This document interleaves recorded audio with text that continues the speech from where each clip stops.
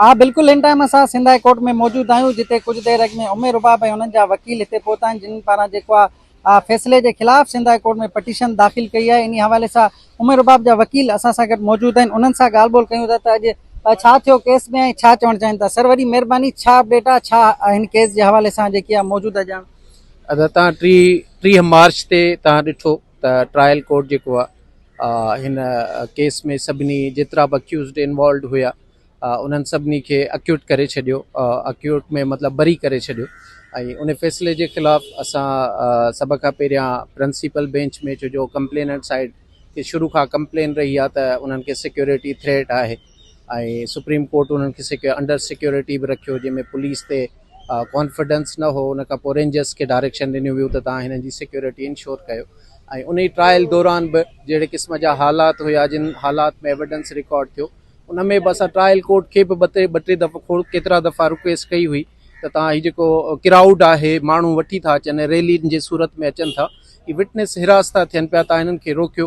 पर उन जा इनिशिएटिव बि न वरिता विया। ऐं उन माहौल में विटनेसिस जो एविडेंस रिकॉर्ड थियो, जंहिंमें 3 आई विटनेस आहे, जिसमें कंप्लेनेंट हो, 2 आई विटनेस ॿिया हुया, उन खां पोइ पुलिस ऑफिशल्स हुया। ये सॼो एविडेंस रिकॉर्ड थियो। त उन सीरियस थ्रेट खे नज़र में रखंदे असां रिक्वेस्ट कई चीफ साहब खे त तव्हां असांखे अलाउ कयो त असां हीअ अपीलूं जेके आहिनि उहे हिते प्रिंसिपल बेंच में फाइल करे सघूं, त जीअं इन सिक्योरिटी थ्रेट खे अवॉइड करे सघिजे। जेका रूल 7 जी एप्लीकेशन फाइल थींदी आहे ऐं चीफ साहब उन ग्राउंड्स खे कंसीडर कंदे अॼु उहा रूल 7 अलाउ थी वई आहे, त तव्हां जो हिते अपीलूं फाइल करे सघो था।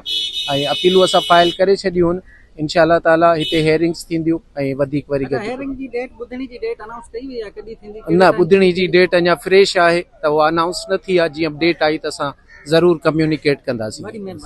हाँ बिल्कुल, ॾिसो, उमर रुबाब जे वकील सां ॻाल्हि ॿोल कईसीं, उन्हनि जो चवणु आहे त सिंध हाई कोर्ट में असां अपील फाइल करे छॾी आहे फ्रेश, जंहिंमें जेको आहे ईंदड़ ॾींहंनि में जेको आहे जेकी केस जी ॿुधणी आहे उहा बि मुक़ररु कई वेंदी। ऐं जेको आहे इन हवाले सां उन्हनि पारां जेको आहे चयो वियो त दादू में जेको केस आहे उहो हलियो हुयो, जंहिंमें जवाबदार बाइज़त बरी थिया। उन हवाले सां अॼु उन्हनि जेको आहे सिंध हाई कोर्ट में जेकी अपील आहे उहा दाख़िल करे छॾी आहे, ऐं कुझु ॾींहंनि खां पोइ इन केस जी जेकी ॿुधणी आहे उहा शुरू कई वेंदी। जी।